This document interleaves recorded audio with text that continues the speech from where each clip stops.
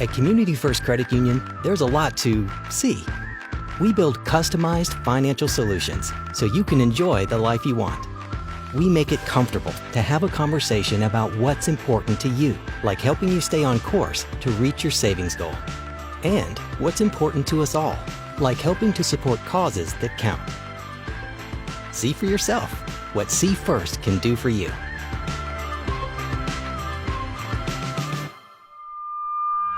Looking for an active investigation? Check out the Boyd House, Minnesota's hidden paranormal hotspot, known for its voices, shadows, even moving objects. To book your investigation, email boydhouse217@yahoo.com now for availability. That's boydhouse217@yahoo.com and see for yourself.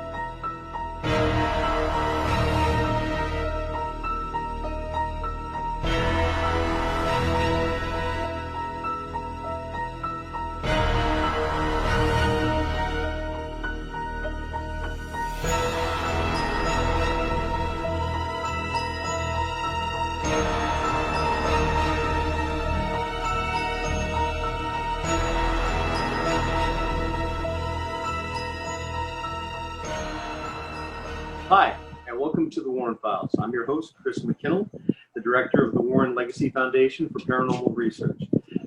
Tonight, I get to do something that I've been wanting to do since I've come to Brazil.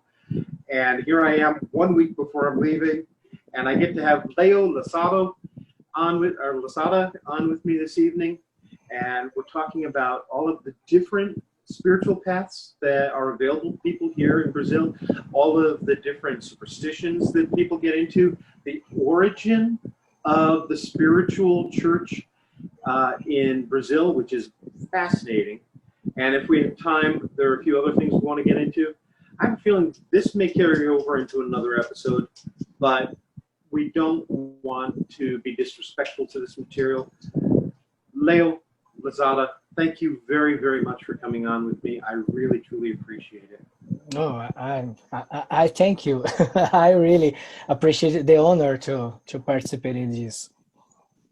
Now, this is so important to me because of my own family here in Brazil, and because of the misunderstanding that people have about these different spiritual paths, and the violence that's often associated with them. What I mean by that is the people who are hurt because they are believers.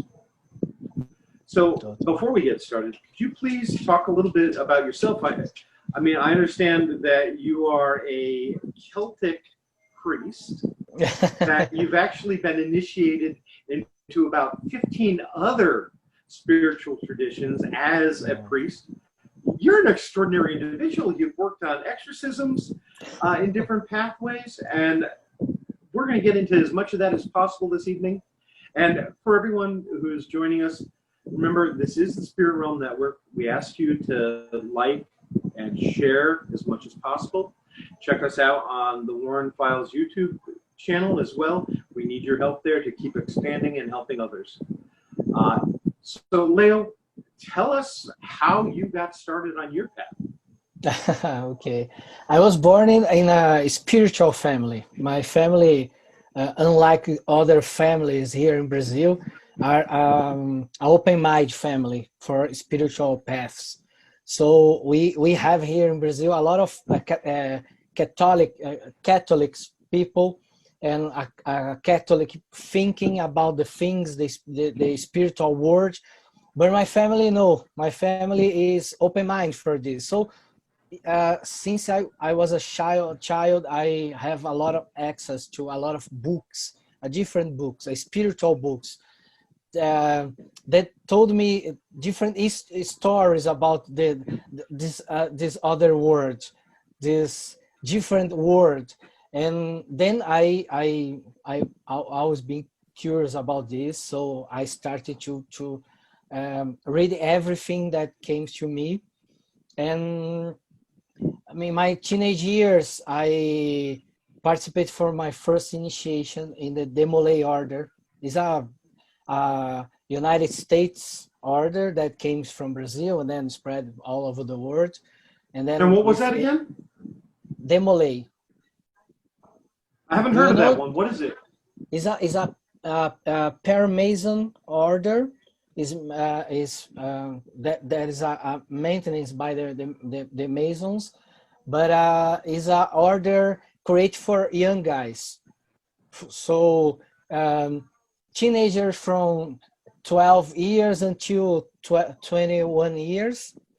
So this period of the life of the boys, and when you reach the 21 age, you have to drop out the order. You became a senior. Oh, So then normally the people, the boys, goes out of the Demolay and enters in a masonry. So it's normally a normal path, but not for all, of course. But was my first order and was my first moment of a first initiation, a first moment to take a real contact of with different things, with secrets, with a secret ritual. So this blew my mind, and then I started looking for more orders, more knowledge, more secrets, more histories, more different traditions. So in the middle of this, I passed through more than 15 initiations in different orders, like a Celtic church is one example, but a lot of Rosicrucians orders and different orders like Aurum Solis, sorry. And then in this between, I started to learn about the Afro-Brazilian traditions, like Macumba Carioca, like Umbanda, like Candomblé, like indigenous traditions, like a Catimbó, like a Jurema. So Brazil have a lot of good stuff, good knowledge with this roots traditions from Africa or from our own indigenous. yeah, this is very common everywhere where there was the slave trade.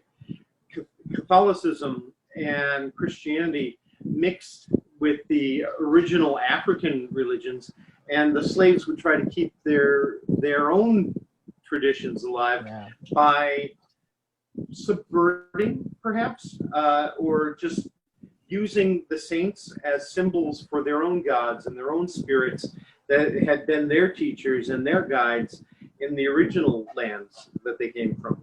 Things like Santeria or voodoo, and people have this this prejudice against them. But like any religion in the world, there's a good side and there's a bad side. Umbanda, for instance, is one that I have got a little bit of experience with. I by no means would ever call myself an expert. I haven't spent 20 years doing it. I have not spent 20 weeks learning yet. But I am fascinated by it. And later on, we're going to talk about some of this because as an exorcist, I'm always looking for new ways to deal with the issue and the confrontation that we often experience when we have to go into an exorcism, because it can be quite deadly when I do it the way I do it, in a more Christian tradition. But in Umbanda, for instance, it's more of a negotiation or a counseling. And I know you've had some experience doing these exorcisms in a spiritual tradition. let's talk, if I may. Let's start at the beginning with these spiritual awakening. Let's call it that. Here in Brazil, where did that originate? Who was it that sparked this for the people that made it explode so much in the 1900s? Okay, when we think about this Afro-Brazilian traditions, we have two different paths from them. One of this path were the people that was brought to here like slaves. These people from Africa came and trying to continue his own practice in hiding inside the senzalas, the slave houses, and with the time, some of these traditions surviving like an act of a cultural resistance. So candomblé, there is a lot of things with this. Candomblé, when we think about the people that was brought from Africa to here, there is a lot of different nations, different peoples, different tribes, different beliefs. So candomblé is like a blend of all of these religions. So you have in Africa, or you had in Africa, a tribe or a nation that believes in Oxalá. Oxalá is the sun. Oxalá is syncretized with Jesus, is a Christian God. So when this tribe came here, when these people came here and found another people that worship Oxum, is a goddess of the rivers, of the waterfalls. Then when these people met, a new religion starts to be built. So candomblé is about this blend, all these people together bring out these gods. And then after so candomblé is a mixture of different African traditions. Exactly. So here in Brazil becomes one thing, becomes a unity of all these entities, all these gods called orixás. So every orisha has a quality. Every orisha have his own quality, like Ogum is the warrior. And then when this, Yeah. it's come to... Look up orishas online. That's O-R-I-S-H-A, and Ogun is actually one of my favorites, O-G-U-N. Pretty terrific. You have to look this up. Yes, please continue. totally. I apologize. No problem. Ogun is very cool because Ogun is like a war god. It's like an acting god, a god of will, a god of the forge, a god of the sword. So you have a lot of gods in a lot of mythologies similar to Ogun. So Ogun is this god to these Africans. So then when these slaves became to try to recreate his own beliefs, they blended everything. So this is one path. Candomblé is Ogun representative. Saint Michael the Archangel? I can't recall, but isn't that who they paired him with? Yes, that is some in some paths, some lines, some branches of the candomblé. You can syncretize it with some angels like Michael, like Gabriel, like Uriel. It's very common. It's not something, but this is the second path these African traditions took, because they try to hide the beliefs because of the Christians. The Christians made a lot of persecution about these religions. So to hide these people starting to syncretizing with saints. So you have Saint George with Ogun, you have Jesus with Oxalá, Right. then you have Oxóssi with San Sebastian. So you start to do this to hide your belief. So you put in your shrine a statue of Jesus, and then the white guy that have the slaves, they enter in the slave house and they see Jesus. Okay, that is not a problem. They are worship God, worship Jesus. That is not a problem. But when this guy comes out, this Jesus becomes Oxalá. And these guys buried these little statues of these orishas, like Oxalá, under the ground. So in Umbanda and in Candomblé, we how can I say, we hit the head at the ground. We make some difference to that God. But when you put our head at the ground, we are putting our head on that statue of the Orisha. So there is a connection. There is a spiritual connection. So and yet the slave owners would say, oh, look at them, they're so devout, they're putting their heads all the way to the ground when they pray. They didn't understand that you were actually touching your own gods. Exactly, totally. So so we have these two paths in Brazil. Umbanda becomes a Brazilian religion, is recognized like a Brazilian religion in 1908. 15th of November was is considered the date of the foundation of Umbanda. But Umbanda have a heavy influence by the Christianism and by some indigenous beliefs, and from the Afro-Brazilians beliefs too. So that was fascinating, because it does take from the Amazonian people their own beliefs, mixes it with the African beliefs, because just as the people themselves were mixing.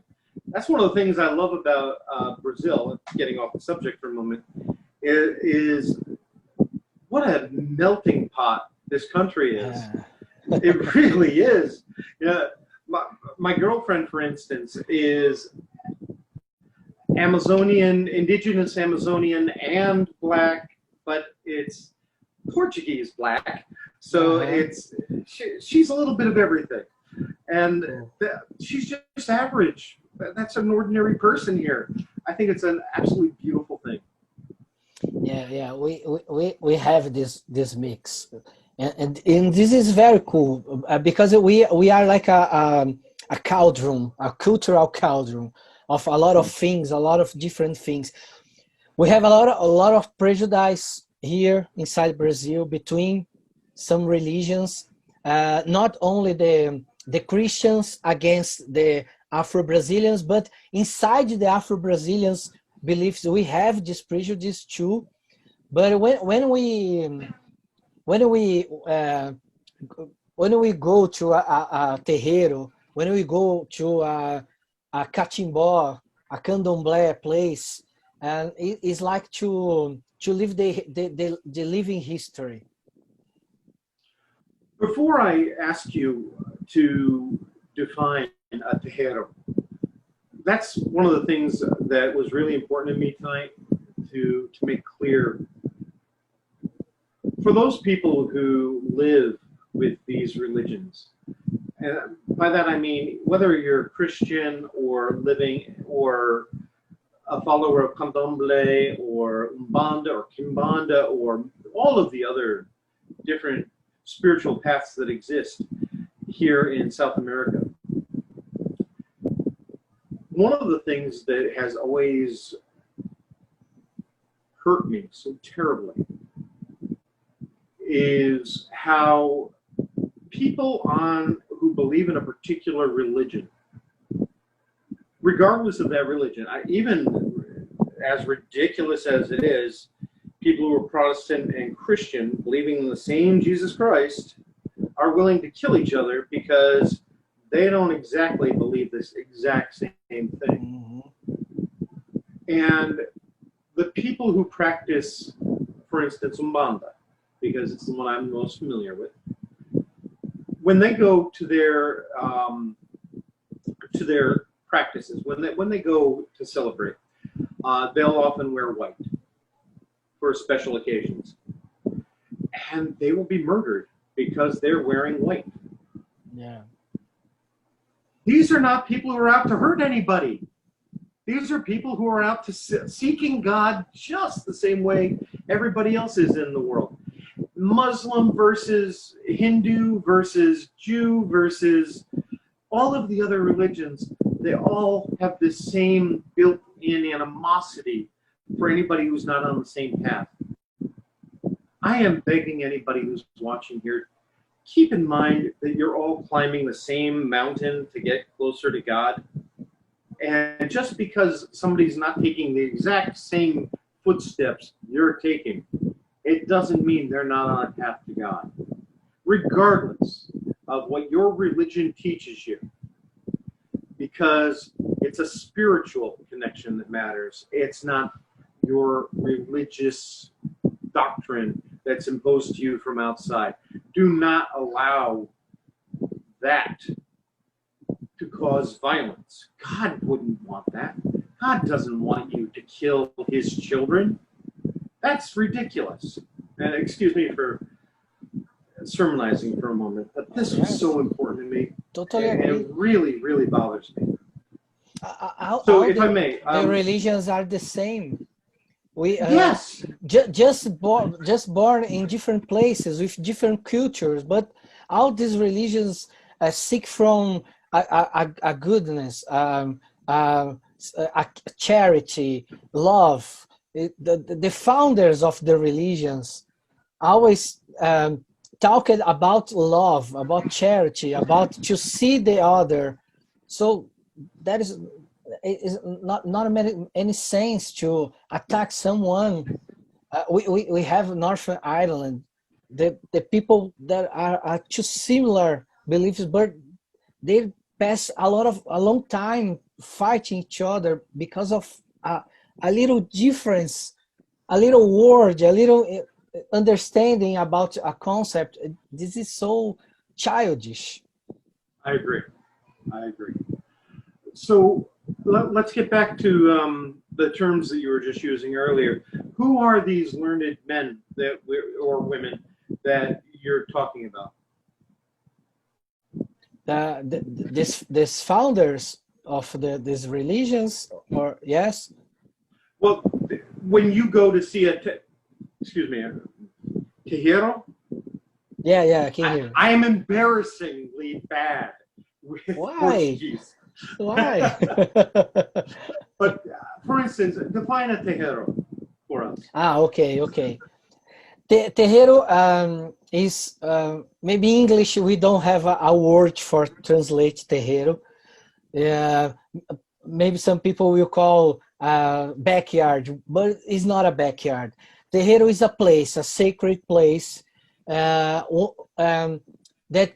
came with the idea that the first terreiros, the ground, was made by earth.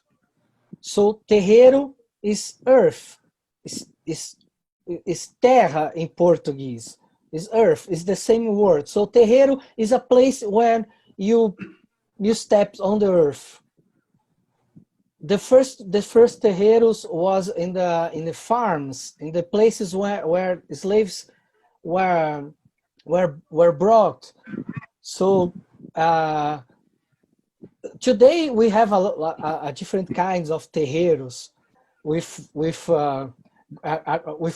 grounded, but the first ones came from the earth. So this idea of this contact with the Mother Earth, the nature, is one of the first things about the creation of this concept of terreiro. I lived in West Africa many years ago for a couple of years and learned about animism. which is really the root of all of this, which Yes. is the idea of nature spirits and the energy that that everything is alive. The rocks are alive, the earth is alive, that they all have spirit, they all have something that you can appease and you can worship and you can learn from. And they took that with them when they came over, when they were forced to come overseas. Totally. We're going to take a break for a moment, and we'll be right back. And when we come back, my next question is going to be, can you please tell us about the 6 different schools of spirits or branches of spirits, if you will, that are in Umbanda? Everyone, you're watching the Spirit Realm Network. Thank you so much for joining us this evening. Please remember to like and share. We want to reach as many people as we can to help them, especially with this particular episode, because it is so important to overcome the prejudice from people who don't understand that your neighbors who worship in this particular way are not hurting you. They're not putting spells on you. Yes, black magic in one form or another exists, but it exists in every single religion in the world, including Christianity. It is there. And you don't have to like those people, but you shouldn't kill practitioners of an entire religion because you don't understand it. Again, you're watching Spirit Realm Network, and we'll be right back. At Community First Credit Union, there's a lot to see. We build customized financial solutions so you can enjoy the life you want. We make it comfortable to have a conversation about what's important to you, like helping you stay on course to reach your savings goal. And what's important to us all, like helping to support causes that count. See for yourself what See First can do for you.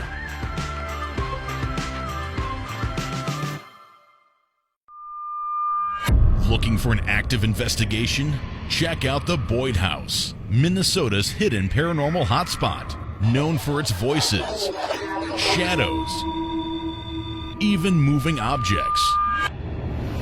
To book your investigation, email boydhouse217@yahoo.com now for availability. That's boydhouse217@yahoo.com and see for yourself.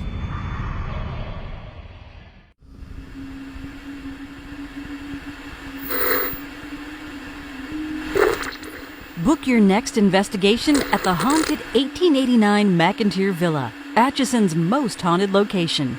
Check out 1889mcintyrevilla.com and reserve now.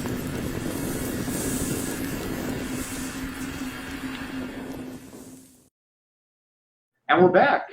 Thank you very much for joining us here on the Warren Files. And I'm with my special guest, Leo Lousada. He is here in Brazil with me. He is a priest in a number of different traditions. And tonight, among all of the different spiritual paths here in Brazil that we're talking about, right now we're going to touch on Umbanda. Can you please tell us about the 6 different types of spirits? You see, in Umbanda, folks, the people who are ministering to the congregation are mediums, just like my friend here, Leo. And they channel certain spirits, not just random spirits. They channel certain spirits again and again and again.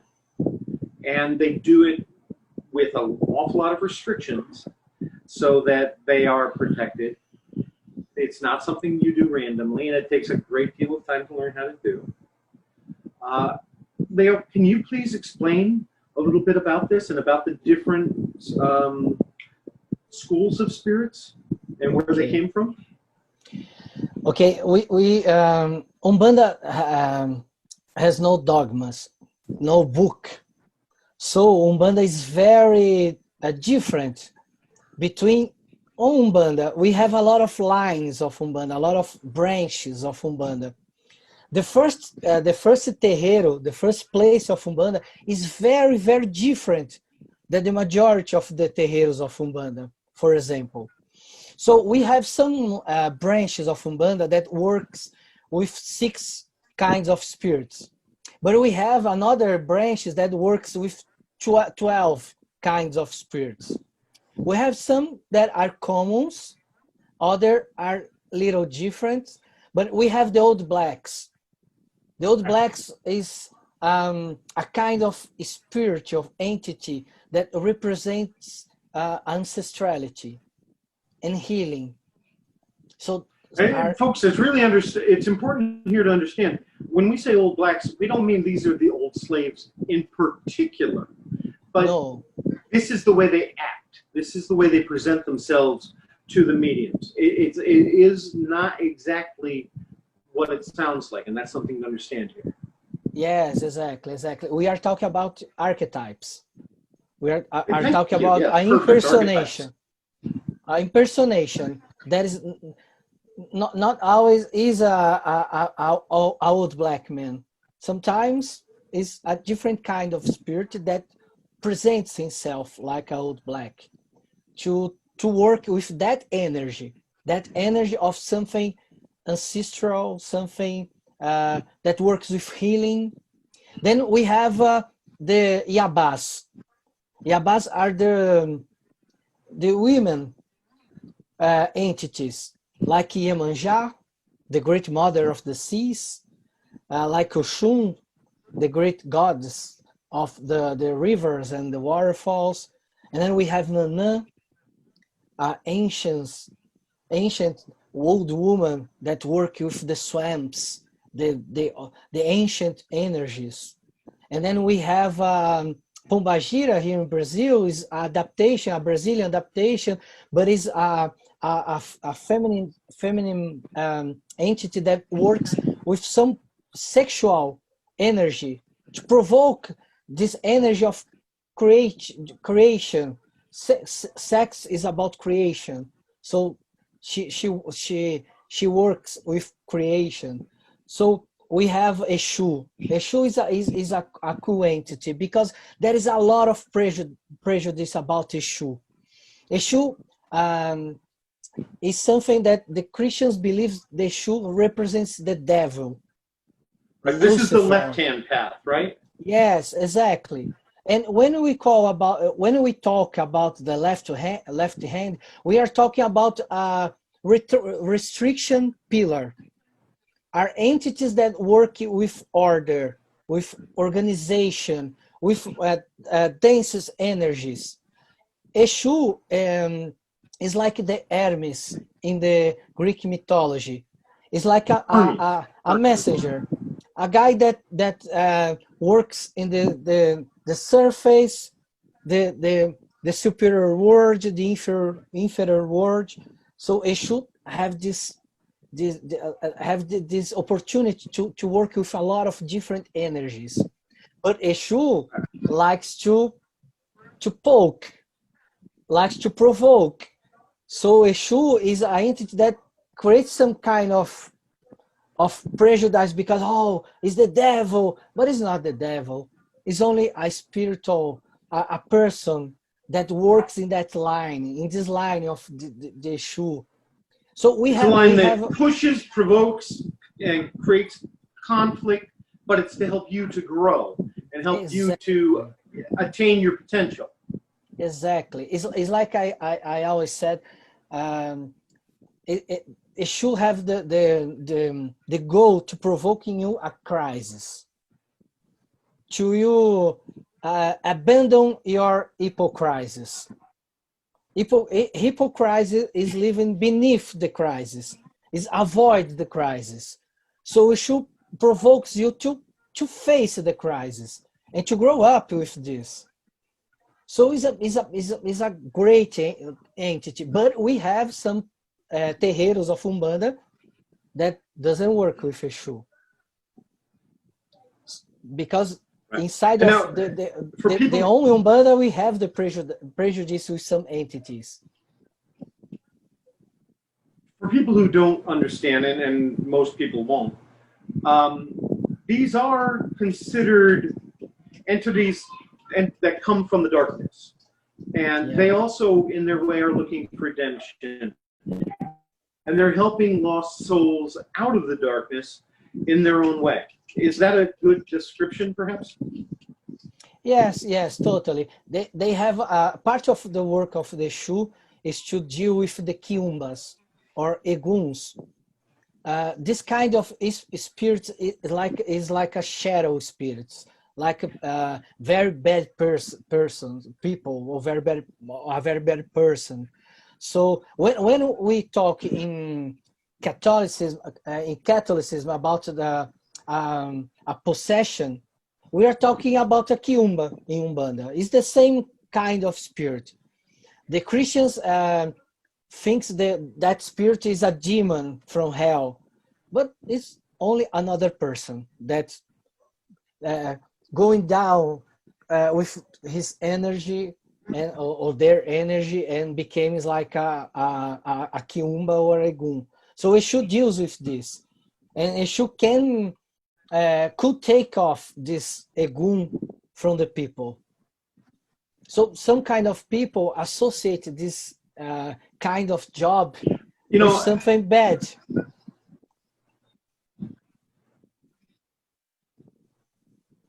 which brings me to one of the reasons I'm here, actually.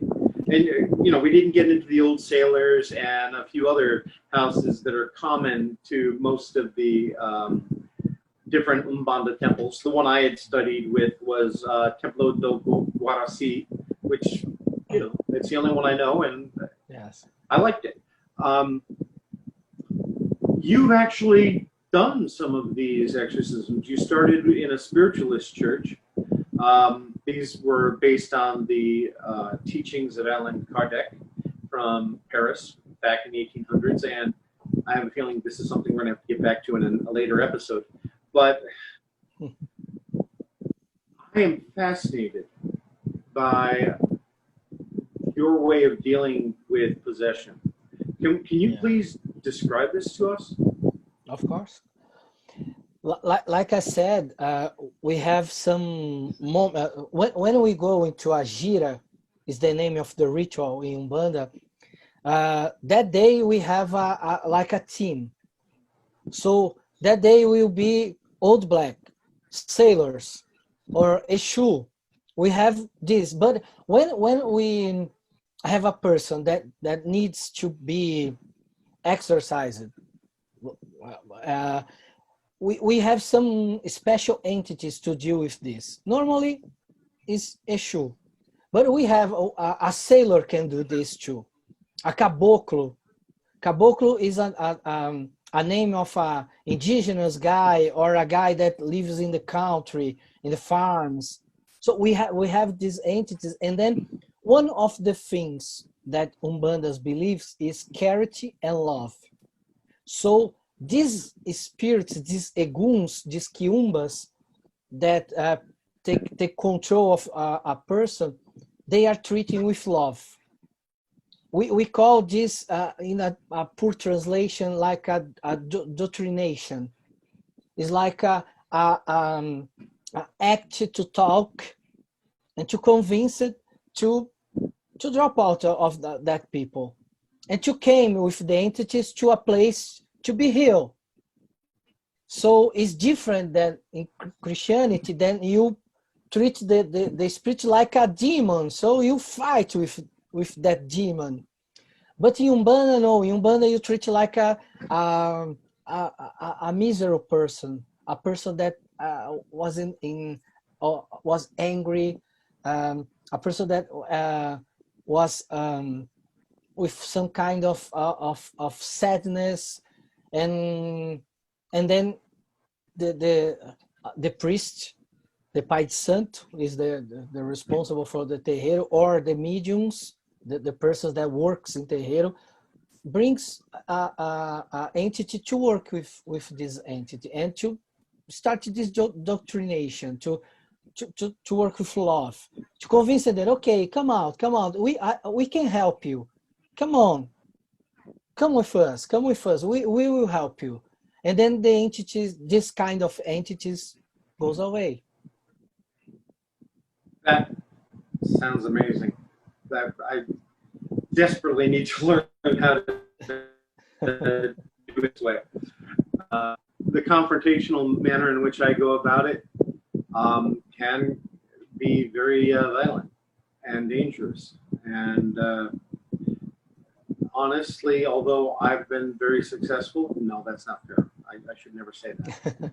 Although I've been lucky enough that when exorcisms are done and I'm part of them, they are successful. That's not me.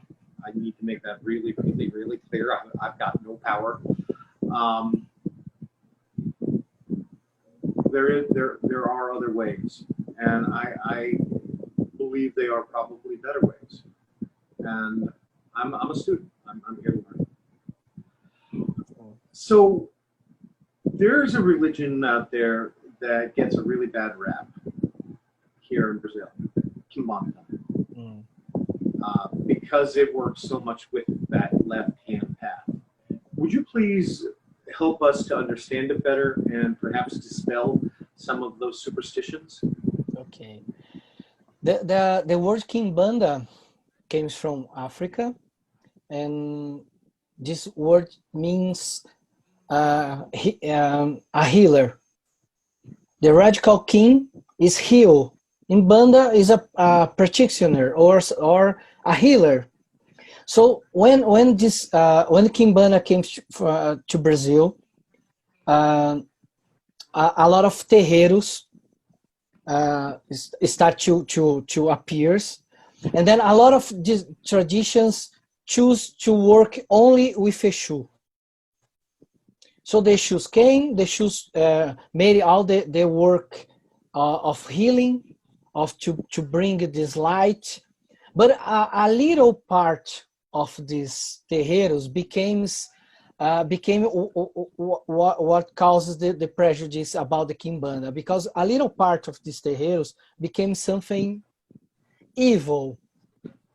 It's not the evil like something diabolic, but evil in the sense of to accept some works to hurt someone, for example. And a lot of terreiros of Umbanda, terreiros of Kimbanda works with animal sacrifices.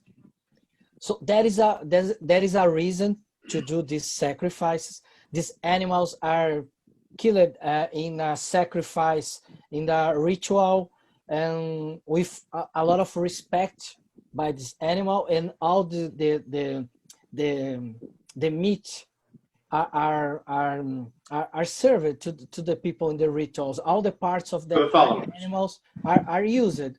So it's not simply a thing like I kill an animal for a god and okay. No, there is a cooking process after this. There is a feast after this. There is a reason. But we have a little part of this religion that made this so much noise that caused this prejudice, because they really do something to hurt other people. If you go there and you want to maybe hurt someone that you hate for any reason, is probably a person inside of there or an entity that works there will do the job, will do this magic for another people. It is we call black magic, that when we cause something to other to hurt the free will of the other person. So we have this inside Kimbanda. But that spirit itself isn't evil, it's just amoral. There's a difference. Yeah, exactly. It will do what it's asked to do if you give it the respect that it feels it deserves. And as for sacrifice, as much as the Western mind might think, oh, that's awful, the truth is, it's been going on for thousands and thousands and thousands and thousands of years. And as you said, the animal itself, just like the ones that go into a slaughterhouse, will be used to feed the people who are there. It isn't as it's just random evil practices. Yeah, and it's something that you say is very cool, because the entities are amoral. the moral is a human thing. We create laws, we create morals and ethics. For the entities, for a lot of entities, they are amoral. And this type of sacrifice is very respectful for the animal inside this religion, and sometimes the Christians forget about the Christmas, when we kill a lot of chickens, turkeys, or the Thanksgiving, when we kill a lot of turkeys to make a ritual. It's the same thing. Mm-hmm. But the Kimbanda brings the animal inside the temple, and you go out to the market and buy the animal. Someone already killed that animal for you, but it's the same thing. You are using an animal to feed yourself, to feed himself, in the name of a religion or a ritual. Yeah. Actually, Christianity is entirely based on a sacrifice. The Lamb of God gave his life to save us. That's sacrifice.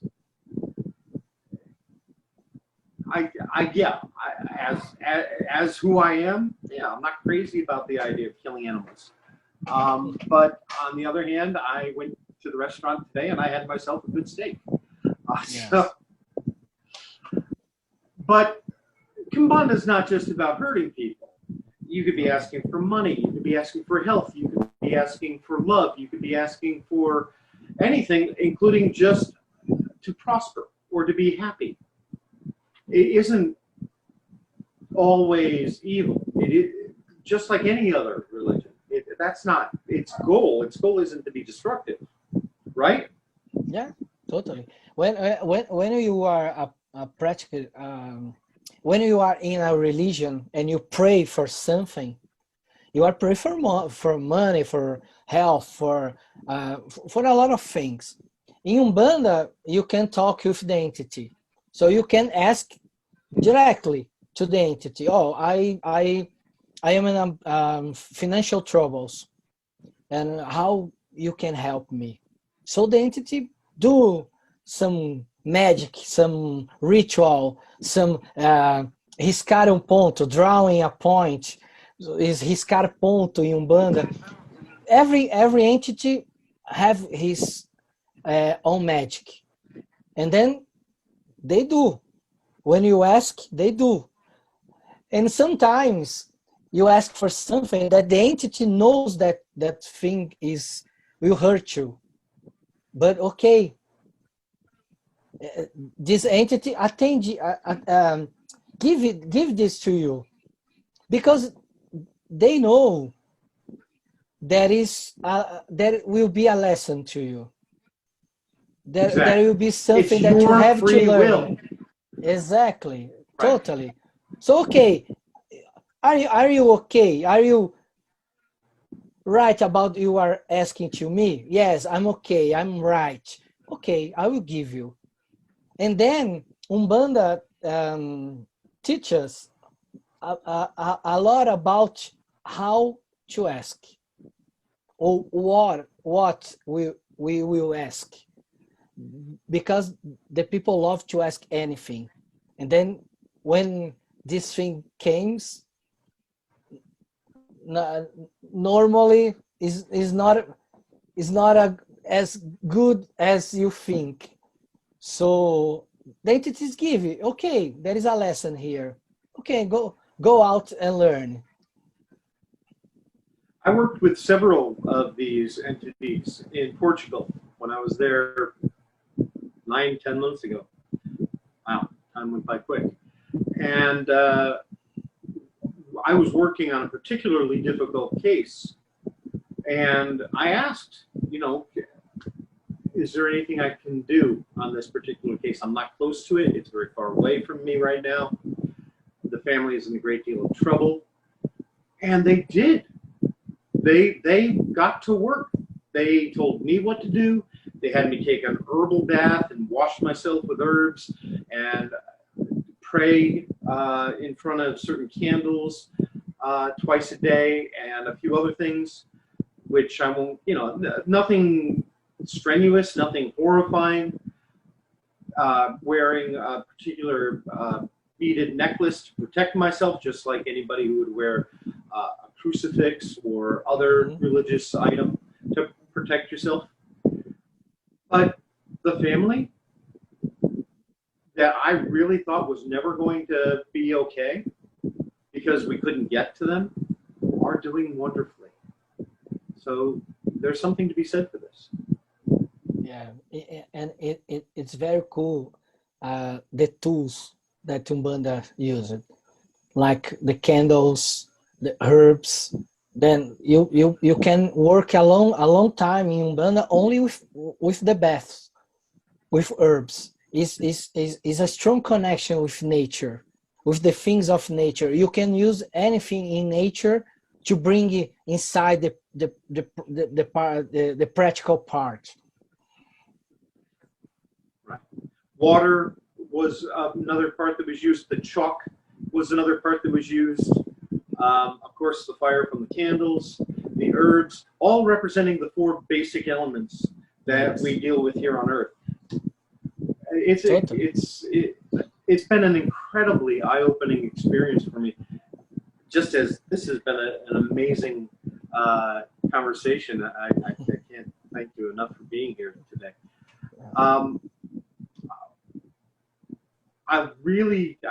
We still have about 7 minutes. So if you don't mind, I really would like to get into a short bit about Allan Kardek, because his influence here in Brazil versus his influence in his native France, for instance, is extraordinary. The spiritual churches and centers all over Brazil that teach his what he investigated.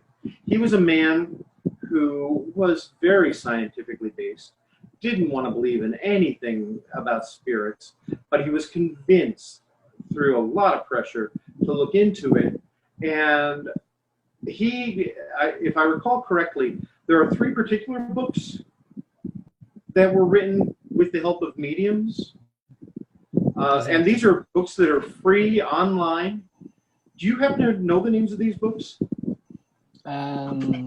In Portuguese is or in English, the Book of Spirits. Yeah, that one I know. Yes, the second one is the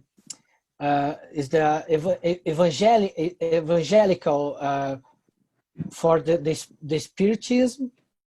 The third one I don't remember right now, but these two first ones are the more.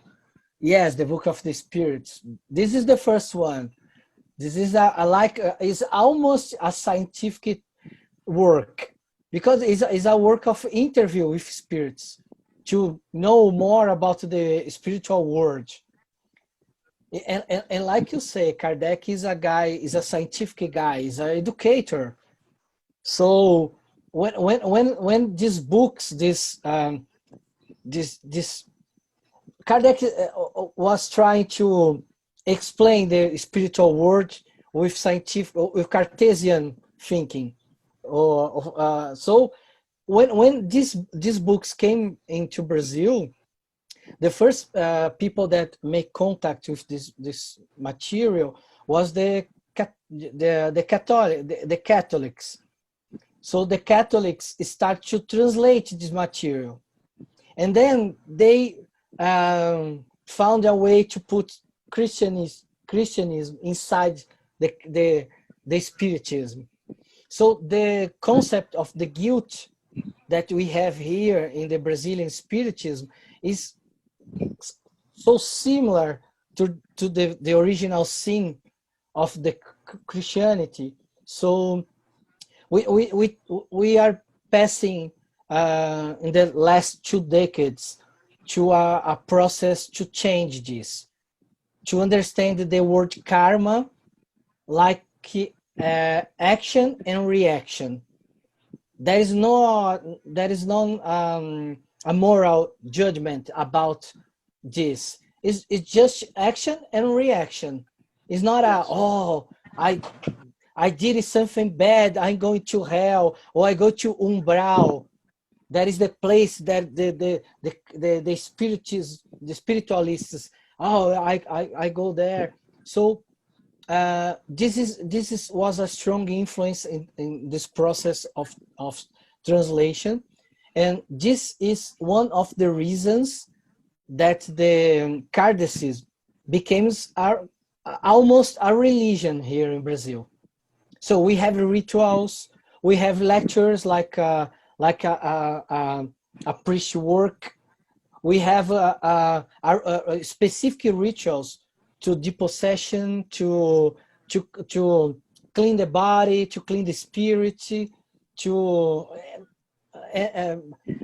anyway, we have almost a build religion because of this kind of people that brought this material from France to here. In France, is and only it's important for people to understand that this isn't teachings from Allan Kardek. By the way, that name is even not the name he was born with. That's actually a name of an ancient incarnation of him that was revealed to him by other mediums. Exactly. All of the information in these 3 books were revealed by other mediums who had channeled this information, and he wrote it down and presented it to the public.